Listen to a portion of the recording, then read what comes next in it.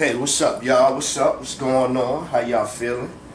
This throwback. I'm Sherm. Excuse the liquor bottle. But this throwback. I'm Sherm. So I wanted to get back at and do a show, but I had just drove back from New York City. Word up. So it took me a while to kind of recover and all that shit or whatever, you know what I'm saying? Recover. It was crazy. I got a speeding ticket. I got a speeding ticket when I got back to North Carolina. Word. Doing 76 in a 55. I was rushing to get home to moms and shit, but whatever. But I was just rushing. Get off the road. Then I got 2 tickets in New York City. That alternate side of the street parking ain't no joke, man. It's like you slip. Like if you slip, that one day you slip, you got a ticket. It's like they ain't playing. They ain't playing. I wanted to say, yo, thanks, and shout out to Biz and Shiz word for putting up with me and shit, with my bullshit for a month. I was in New York for a whole month, chilling, hanging out, whatever, acting like I was homeless and shit. My son Sherwin was like, yo, Dad, word, you up here just playing like you ain't got no place to stay and stuff like that, man. I hope you know that, you just out here acting. Word, but yeah, so shout out to Sherm. We hung out a lot when I was up in New York, so that's always good. That's always good. You know what I'm saying? Because you try to work on relationships and fake build relationships and all that like that, right? And so I was having a conversation with Sherwin, and I was talking about respect, right? For me, respect, if you don't never have no respect for me, it's nothing I could do to make you, you know what I mean? So, and I say that from a child's perspective. If you never had nothing positive to say about the child's father or whatever, as far as my accomplishments, what I've done, like if you base all of the things that you saying is on the fact that our relationship didn't work out. If you basing all that and I'm a dog, I ain't shit and all of this, just because me and you not together no more, and not based on the fact that I pulled myself out of the gutter, I went to 3 high schools, but graduated college, decorated war hero, every job just about I've been at, I got promoted. I've won I done fucked up shit when I was thinking I was doing the right thing or whatever with love. That shit happened. Everybody do fucked up shit sometime. But as far as my career, my life and all that, it's no undeniable. It's no question that I should have some respect. When you talking to me, for my age, looking at my peers, I deserve respect. Not saying I'm the best, but I know I ain't the worst. And then with the fatherhood, I know I was better than my father. That ain't saying much. He wasn't shit. I know I was better than him, but that goes back to respect. How can somebody respect me that they've been ingrained, never had no respectful words heard about you? It's up to them to try to get that respect and learn how to respect you and figure out who you really are. Word up. So I give my son Sherwin that. Even though we argue and we get on each other's nerves, he do actually try to take the time to try to get to really talk to me and know how I feel and shit. But whatever, I get off of that. That shit is annoying though. That shit is annoying to be in my position and then don't feel like I get respected from. I'm like looking like family members, children, ex-lovers, whatever. Like, yo, I don't like, even in your delusional heads, a lot of the stories in your delusional heads, y'all should be a lot nicer to me, because y'all know y'all was fucked up to me. Y'all know. Just that I take shit. I take shit, don't say shit. My son said, why do you think that you like that, Dad? He said, you know, I told him, I said, yo, I was living wild and reckless. Y'all see the videos I put up. I was living wild and reckless out there. That's what you do when you're a teenager. But I grew up at 20, manned up, did what I had to do. But that don't mean that I ain't still that dude that, you know what I'm saying? Like, that be the part that I be missing. Like, yo, why don't you think that just because you can't get it? Word up. You could get it. You could get it. But I'm not like that no more. Like, respect me. Just talk to me like, yo, if you can't talk to me with no level of respect in your tongue, in your head when you talking to me, like, for real, you might as well don't even open your mouth. You might as well don't even open your mouth. If coming out your mouth is that sideways shit, you might as well don't even open your mouth. Unless I'm wrong. Word. Them is a fact, man. For real. The disrespect, that's why I started the video. Saying it like, yeah, I'm trying to do, but yo, for like enough is a freaking enough, man. Enough is a freaking enough. In New York, turning the corner, and I like to jump around. Y'all know how I do. Turning the corner and shit. So this white woman walking across the street, and I stopped, you know, cause everybody on their phone like this. I said, oh, it's okay, sweetie. And she said, oh, I ain't your sweetie. Okay, cool, man. Get the fuck out the street then, man. Like I don't know, like, what is wrong with people nowadays? Like, for real, like, the nicer you are to people nowadays, the nastier and ruder they are. It's almost like in this world of all these takers, everybody trying to be a taker and shaker and mover, that when you find a nice person, I gotta be able to try to get all I could get out this nice motherfucker real quick. I understand it. I understand it. And then the communication is ridiculous. People, it boggles my mind. Somebody say nice to meet you through a computer. How the fuck we meet? Just my opinion. You know what I'm saying? And that's another thing. Like, you can't even have an opinion with a black woman that differs from what they saying, man.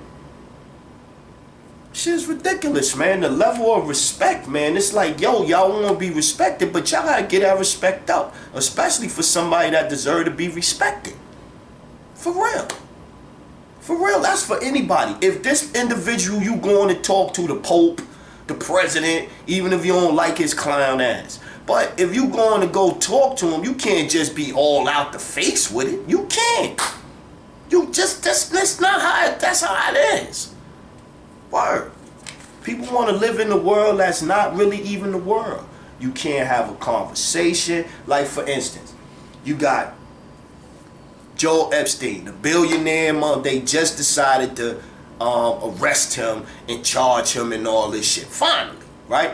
All these years, they finally, but now he trying to get house arrest and go home and all that.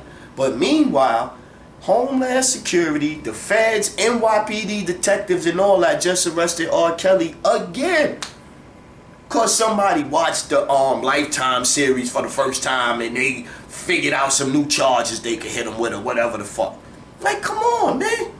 It's like, yo, it's like we living in two different worlds. And it's a world that we don't want to talk about, but we know that it is. You know you was wrong, that you did certain things, or you know this is this, or you know that, or whatever the case may be. But instead of apologizing and moving on, I'm going to stay over here stuck in the fact that, yo, I did it and fuck it. They got to learn to deal with it, and this and this and that.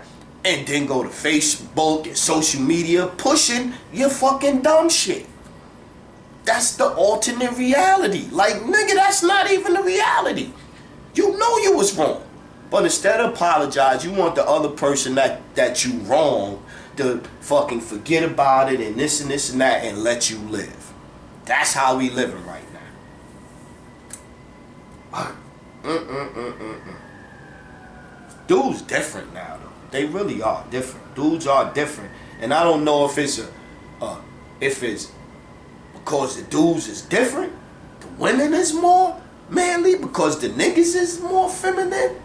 But some kind of way in there, it's like the balance is thrown off where men's is too much feminine and women's is too much masculine. Like the balance of nature is like it's off to me, man.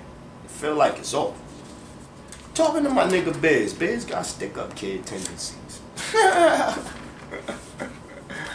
Word up. My nigga Biz got stick up kid tendencies. We was talking about movies and doing movie scenes and all that and all this. Biz has some interesting stick up scene ideas. We was talking about junior high schools. We got PS 81, 308. That was magnet school. 57 junior high school. IS 324. Word.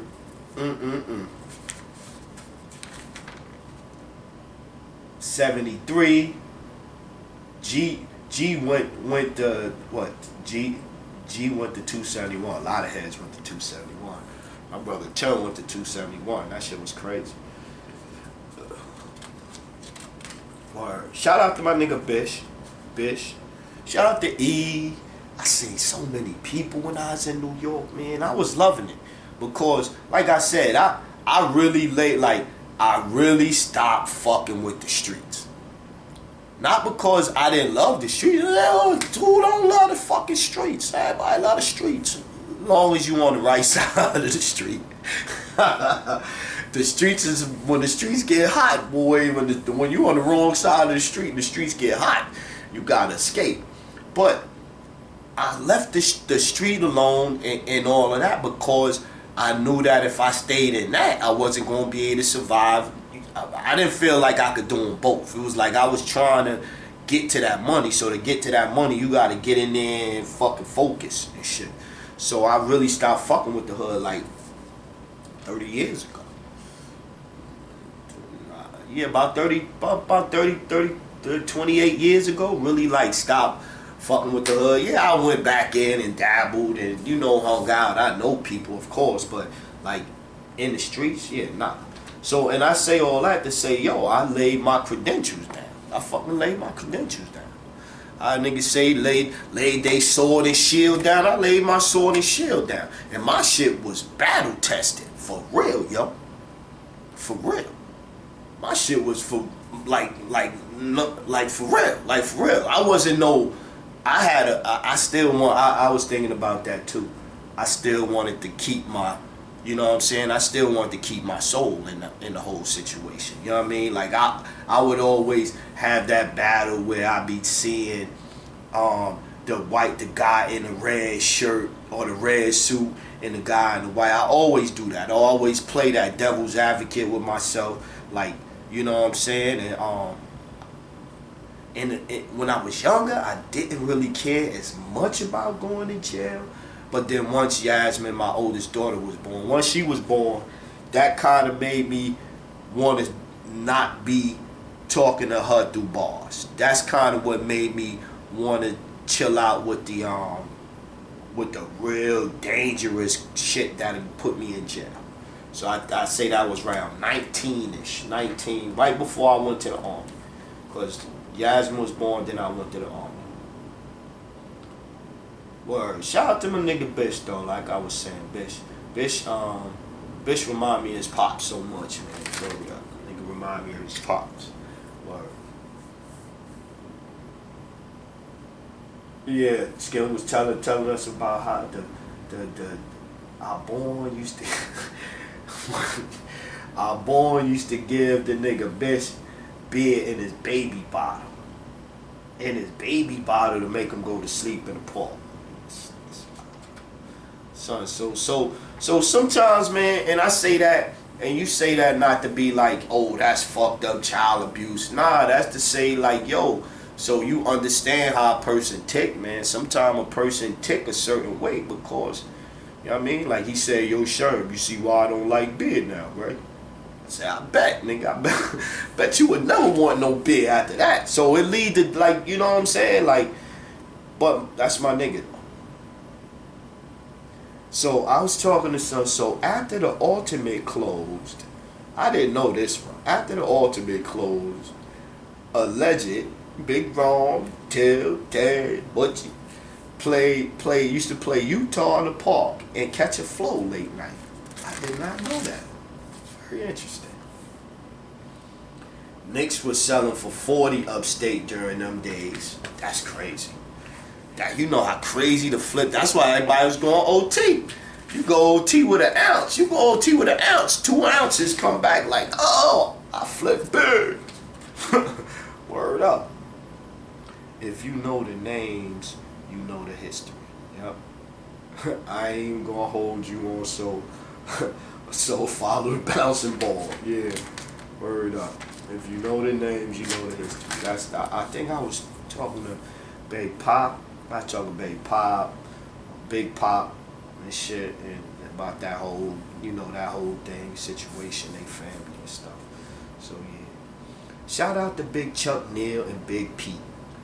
The eyes in the sky. I know y'all there. Big Pete probably out.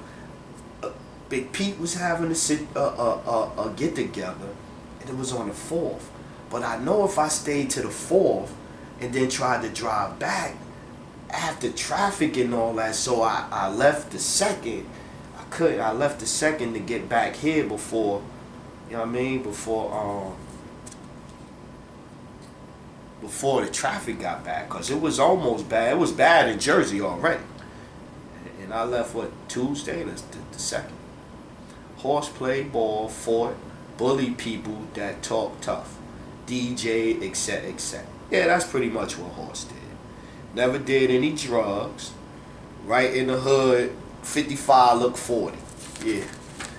See, look, this is stuff. I was going to do a show when I was in New York, and so I was just writing down thoughts as I was going through the hood. They tell you I had my pen. They get your book, sir. Well, you ain't got your book written. Word up. So that's what I'm trying to do, man. Like for real. Like, my first life was dedicated to serving and slaving for them and doing that shit, so nobody can knock me. This time I'm slaving for me. I'm slaving and not even slaving. This is like just catching the vibe. This is the natural vibe of what I was doing. Word. When I'm on the Ave, it's like I'm feeding, drawing strength. See, look, pulled up right on the perfect page. When I'm on the Ave, it's like I'm feeding, drawing strength from my guys. Word. Because like I said, I ain't been out there in so long. And because I'm down here in North Carolina, I ain't around nobody that really know me or whatever. So if anybody encounter me or whatever, like, yo, for real, here you go. Look, here you go, man. Like, for real. Like, chill out. I ain't with that. And people, they always think that just because you nice and you cool, you ain't got no nuclear level. Like, everybody got a nuclear level. Why you want to see my nuclear level? Let's chill out. Let's relax. So Skim was like, yo, I'm telling you, yo, sure, you gonna learn to enjoy it and love it, man. And he right, and I get it. You right, to a certain extent. It's addictive. The streets is addictive. Word up. And let's not even go drugs. Let's go gambling. You a dice head. Shoot dice. Once you win 5 G's, 10 G's, 20 G's in a dice game, you are officially an addict. Period. Because you gonna go try to win that kind of money again. And because you gonna go try to win that kind of money again, you gonna lose money. You're an addict. The streets is addictive. All that shit. Snatching, taking money. What else? Selling your little weed, hustling weed or whatever. All that shit is addictive, man. That shit is addictive, man. Word up. It takes strong will to balance that shit. It takes a real strong will, man.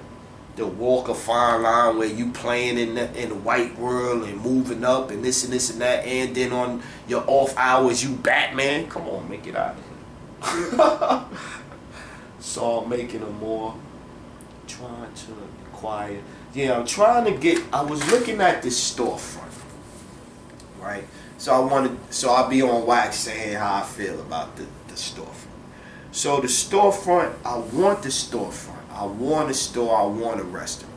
But I know a restaurant is hard work. It's a hard grind. I don't want a hard grind in a restaurant because I want to do my movie. That's the first thing. That's the first thing. I really don't. I really don't. If I really wanted to grind hard with a restaurant, or I would have me a food truck or something already. So I really don't want to do that. So I would want it, the perfect situation for me, it would be a partner situation with somebody anyway. That's the first thing. Second off is I would want to be like the fallback partner, because again, I said I don't want to, if I set up the joint, I wanted to set up as a barbecue smoke shop. So you could always, anybody could grill chicken, load the food in the smokers and turn that on. Anybody could do that. That's somewhere, so I could be gone a month, somebody else run it, come back, the size and all that. So that's the other thing. Then the other thing is living in New York, man. That's the part I don't like. It's like, it's the living part of New York. The people is great. Living conditions, forget about it. The price, what you paying and all that, forget about it, forget about it. So, in the back of my head, I'ma always have, it's so much nicer to live outside of New York City. So I'm only gonna be able to tolerate the New York lifestyle for a couple of years tops. So that's why I wanted to so I don't know if I'm gonna end up with the place up there. I say all that to say I don't know. You know what I mean? What's this? I'm a veteran. I grew up in this neighborhood, came back, became a chef, left the state. So I consider a place in NC. Yeah, I like NC. I've been back in for the first time in 10 years, pulling down,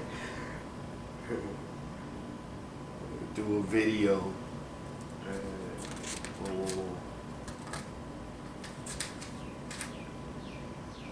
So yeah, I'm still writing about the thing. I was thinking like a community center where maybe not really necessarily a community center, but some place where black professionals and black mature people that want to act, you know, and want to carry themselves a certain way and all that. You know what I mean? Because I still, you know, maybe growing up watching some of them old movies and shit and saying, so I still care about character, perception, how you come across. If you in the neighborhood, how you gonna come across in the neighborhood to everybody. That's your name. That's what all you got. Your name and your word, right? Scarface. Your name and your word, or your balls and your word. So some place where maybe you got a computer or two, and you got fax machine and a printer. People could come in and rent time to do their job, their resumes and job search, stuff like that. No Facebook and no social media on there. That's not for, you know what I'm saying? Like free Wi-Fi, you know what I mean? Help with your resume, like something like, that's the only reason. So my motivation would be more of a gathering place than a restaurant. You know what I mean? The inside decor would be kind of like, you know, picnic tables with the red and checkerboards, and you can have styrofoam, everything and all that. So it's like, you know, you come into your grandma's house or a family friend's house, restaurant for a barbecue. Kind of that'll be the vibe. You know what I mean? Because that's what, you know, like I said, something that's catering to us. You know? Anthony Kidd, I was talking to the horse. Anthony Kidd's passed away. Word. Damn. Vernon, Kemp, Mooney. Shout out, man. I remember them guys, man. I let Bish, yeah. I sometimes I let people read. Yeah, I don't really care. If you want to see what I wrote, I don't care. Cause I don't write nothing bad. So I let Bish read the page and what I wrote down. I could see it touched him, kinda. You know what I mean? I look, and then it says so at the bottom. I want or should have been closer, reached out to him more. Yeah, Dante as well. Dante as well. Dante as well. I know Angie right now shaking her head, going, "Yep, yep." Word, word, word, word. You know what I'm saying? But like I said, I pulled back. I pulled that. I pulled back. I pulled back. Word. Hopefully, I get a chance to hang out with Dante as well. Black would have for mines in reverse. Black was loyal to his boy. Yeah. Black was my man. That's why I say they talk about. And then shout out to Rolando. Shout out to Rolando, man. Word.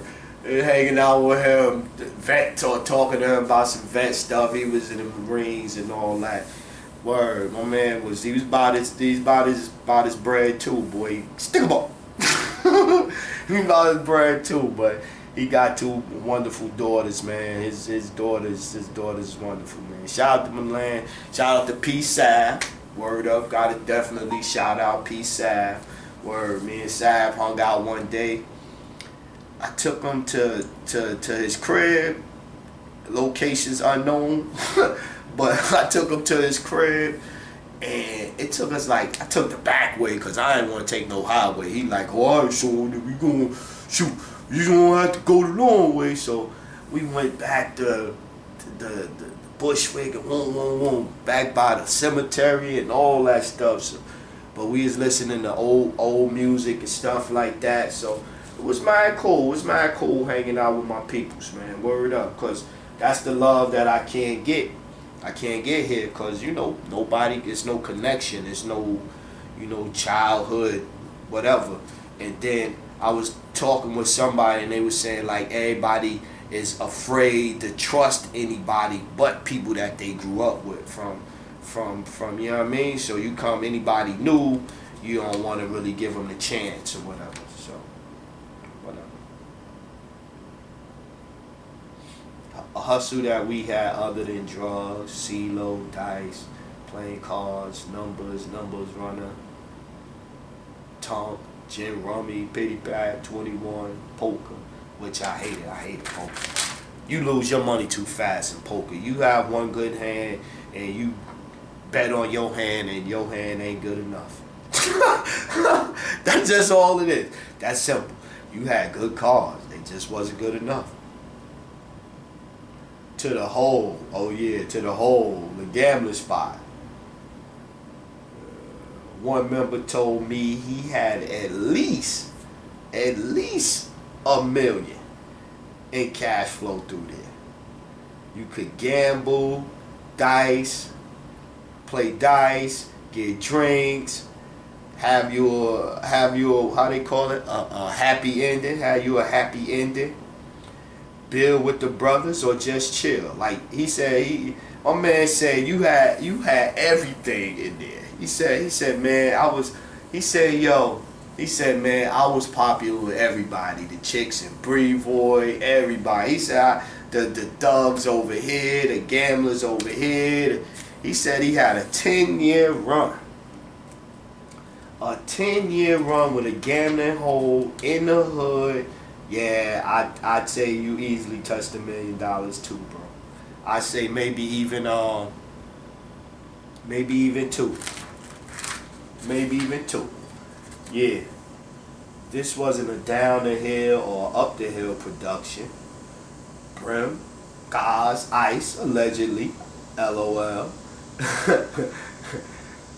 There were other gambling spots in the area that I know being around before this one, but I was told other guys came to Brim complaining about his customers not gambling there anymore. But you can't really make deals with this element. So it's like, so he tried to broker a deal, I was told, allegedly. I was told, tried to broker, I bust some of my gamblers up there, you bust some of your gamblers down here type of shit. You can't tell people where to gamble their money at. The hood don't roll like that. Brim tried for a busing program. Yeah, such. Spot losers, man. No. Oh well. He said no. That was the answer he got. No. That's it. How it is. Enjoy your run. Just like a dope house run. Now a dope house run, it's very bad to sell drugs, dope, boys and girls. It's very, very bad. And it's very, very risky to sell drugs. Especially dope. But I remember people would get on a good dope run in a house and in 6 months be a millionaire. Seriously. You get on a good dope run, well, your dope is, you found the winning formula and you got them coming, you're going to be rich. Just like a dope house run. Cake up while you can, because you know the end is coming. The end is coming. The end is coming. That's the thing with gambling spots. And that's why, you know, if I did something, I definitely would want it to be as squeaky clean as possible, because that's the only way it's going to last. You start doing grimy shit and sneaky grimy shit and doing this and fucking with this criminal element and not that criminal element and all that, you setting yourself up for a bullet scar. Or your place to get, you know what I'm saying, somebody push up in there with guns with a problem now. It's always interesting to see people that were tough, gangsters, cool, or had fronted on me to see them guys end result. Yeah. So it was one dude, man, I ain't gonna name his name. I'ma just call his name K. Older than me, I say about 5 years. I think he lived in Brevoort on the Patchen side, or he lived over there on Patchen Ave side or some shit like that. But he used to be one of the niggas every time you see try to front on you, if you wear some shit, make you feel like he gonna take your shit, like always like uneasy around the nigga, right? But I seen the nigga and the nigga was fucked up and ankles was all swollen and he looked like he be shooting needles in his ankles and like, yo, he was looking bad, right? And I actually felt sorry for the brother. I was like, damn. It's a different shirt. Felt sorry for the brother. So then I go around to the park. To use the bathroom. A wonderful thing, they leave the bathrooms open now, so you don't have to piss outside like a hobo in New York. Thank you. So I'm going to the park to use the bathroom, and he in there with the baby table out inside, and he got his little stuffed little finalia out there. Like, come on, man, it's 9 o'clock in the morning, you lacing up the bathroom like that already, man. Get that out of here, man. I gave $5. Yo, clean, you know, get that out, you know, not nasty, $5. And you know, I gave $5 to, yo, get that shit up for the kids. This nigga got nasty with me. I said, look at this shit. You can't win for losing. I wanted to fuck him up though, bad. I got that here. I wrote it down, as I was saying, I'm walking around, I'm encountering shit, and I'm writing. So this is like Street Tales. That's the name of this one. This could be Street Tales. But to see him looking like that, yeah, neglect, bad, health sick, yeah, I was crazy. I see successful, intelligent, attractive women smile and talk to every man but the black man. Some white women try to fake the love, except when they look at us. I want to see love in the eye. Word. This is thoughts. This is random thoughts. Y'all can say I'm a whatever, but this is random thoughts. Chinese people jogging in the hood smiling. I was like, wow, it's definitely different now here in Brooklyn. Definitely Brooklyn. Different. I ran in the... Oh, yeah, I already said that. Yeah.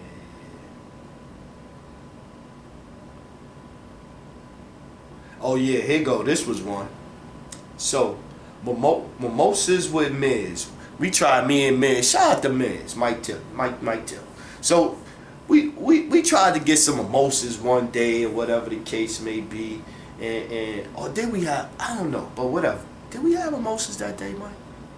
think we did have mimosas. But anyway, I put down Miz, old bully ass, found the bully ass truck to drive around. Yo, still doing donuts on Howard Avenue one night. Still crazy, man. Black redneck trucker. Dinks, D.O., General Czar. 40 Park was dangerous. I born shooting, that beefing with Goldie from the 18. Golly.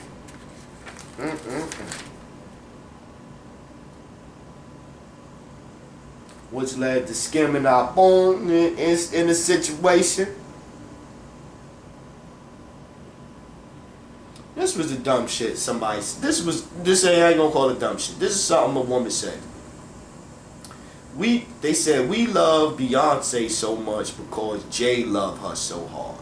So we love on her because he gas her up so much and they love up so much. We love her as well. Can Cardi B and Offset do this? I don't know about that. I don't know about that. I don't know about that. I guess if you say, like, if you love a truck or a woman or whatever, and you study praising it, I guess that could make someone want, you know, in theory, I guess it's right. But I mean, do you want the physical attribute or do you want the love part? Like me, I look at the actual words and the commitment and the love and all that, and not the shape and the figure and the this and the that. That shit irrelevant. You know what I mean? Because that shit could change. Whether pregnancy or eating too much or eating too little, that shit always could change, go up and down. People don't communicate no more. People like to come up with a thought in their head, then tell you they thought, and then get mad at you when you ain't thinking their thought or you don't see it their way. That's what people do.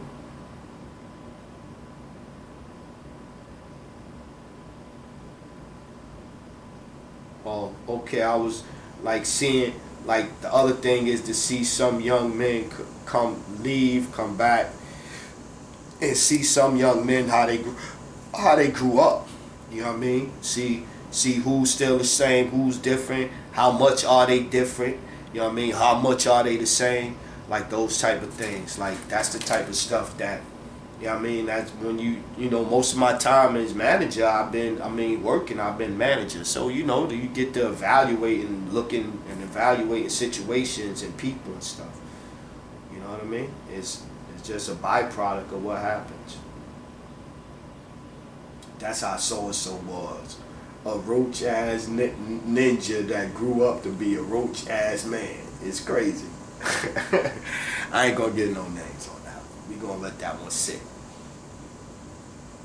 I mean, if I'm good, I'm not stressing or pressing.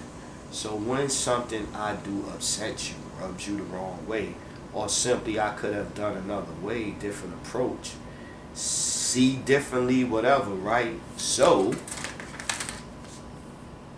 did I or he apologize? What was his intention? So I guess what I'm saying is, if somebody do something to you, why did they do it? Was they trying to hurt you? Was they not trying to hurt you? That's the first thing you gotta determine.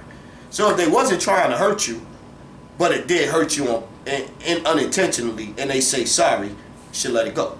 Now, if they hurt you and they were trying to intentionally hurt you, they shouldn't even be saying sorry, and you shouldn't even be worrying about them saying sorry, because they achieved what they was trying to do. Let it go then. I'm saying, if somebody do something wrong to you and their intentions was not all that, even like get out your feelings. Like just because it's not something that you would have did, okay, I get it. You wouldn't have did it, okay, you're upset. That's not what I intended. I apologize, I'm sorry. We gonna move on? No, you gonna beat me in the head, you gonna keep dragging me across the like, come on, man.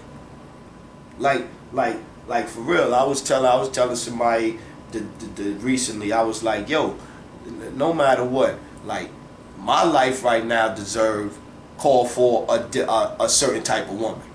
Either you are or you not. That's it. Like, come on. Just like y'all women say, oh, I've got my type and this and this and that. I don't want no man that's too short. I'm not 5'9" in here, so you gotta be 5'9" and like, but you ain't 5'9". But you ain't 5'9". You 5'9" with heels, and you want somebody because you like to wear heels. You want somebody that's 5'9". Like some of the shit that just don't be rational, man. It don't make no sense. Don't make no sense. It don't make no sense. So either you are or you not, and if you aren't, that's fine too. Word up. That's fine too. I ain't gonna be like, oh, she ain't shit. She a full of shit woman and this and this and that. Nah, we just wasn't that kind of relationship, friendship, whatever kind of match. Our vibe wasn't good together. Don't mean I'ma stop doing what I do or you gonna stop doing what you do. Because I'ma still be productive, or at least attempt to be, and I'm sure you gonna do the same. So let it go. Work, hustling, playing, Dusty. My man Dusty. Shout out to Dust. Shout out to Dust. That boy know he's something else. He living his best life. Married, chilling, doing him.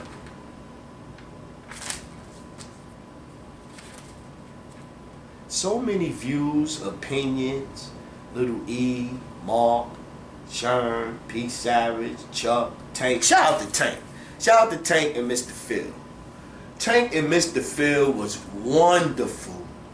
Wonderful, wonderful, wonderful on their little debate. And it was interesting that just like in society right now, that's, you could take that and break that down into all types of, like, let's have a conversation about cooking. And I'll say, well, I've done and lived 20 years as a chef and did this and this and this and that, and I'm this. Then you'll have somebody that's 27 and they'll say, oh, well, I don't have all that, but I got Google right now, and I'm just as good as a chef as you because I can YouTube it or Google it and cook what you make. And I'm like, well, that's not the same. They'll be like, yes, it is. I'm like, well, it's not the same cooking in a restaurant under pressure with the fires and the flame and all this and all this and all that. They'll say, yeah, see what I'm saying? So, let's go back to Mr. Phil and Tank. So, you got them guys talking about the Bible and all that, where you know they've been studying the Bible 60, 70 years old. They've been studying the Bible for the longest. So, not saying that Shorty Younger didn't have, he 30-ish years old, or maybe late 20s, early 30s, whatever. Even if he's 40, whatever. You want to come up and you want to challenge people that know more than you, and you don't even know the Bible enough yourself to challenge them. You're going to try to argue just for argument's sake, and then try to use Google like we having a Twitter debate in the park.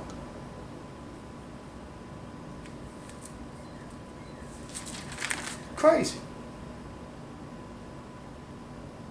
There's a bunch of intelligent, strong black men that meet, play dominoes, work out in the park, or just building in a circle or a cipher. Plenty of them hang out at 20 Moon Park. Shout out to Rock, Dinks, and the guys, the other guys, the old guys up there, the old school crew playing dominoes right there in the corner, Marion and shit. I'll be back to play some more dominoes. Word up. They was rocking my ass. Dog. There's also still violence, and I feel a lot more drinking in the hood. But I remember being drunk off Triple Peach or Mint Gin in Westerhouse. So, it took me a week to change, recover, get back to feeling myself after that drive. Tickets. Sugary drinks. This is something, y'all. Sugary drinks, soda, fruit juice, have links to cancer, right? Methylindazole found in drinks containing caramel coloring, right? Caramel coloring is the 4-MeO EI, whatever, gene or molecule or whatever. But anyway, that's the stuff that's linked to cancer. I also think it's a couple of other things that's linked to it. I think it's definitely your eating. Your eating, how you eat, what you eat and all of that stuff. Are you active? How you talk to and treat people. Your genes, your hereditary and all of that type of stuff. You know what I'm saying? Because certain stuff you can't do nothing with. And there was one more. I didn't write it down. There's one more. But definitely you gotta look. I'm gonna get more into it. The caramel coloring and the sugary drinks. That's definitely one of them. They did have a recall. Excuse me. They did have a recall on hamburger buns. Them IGA hamburger buns that be in all. You see IGA all over in the Spanish stores. IGA hamburger buns, Walmart hamburger buns, all cheap.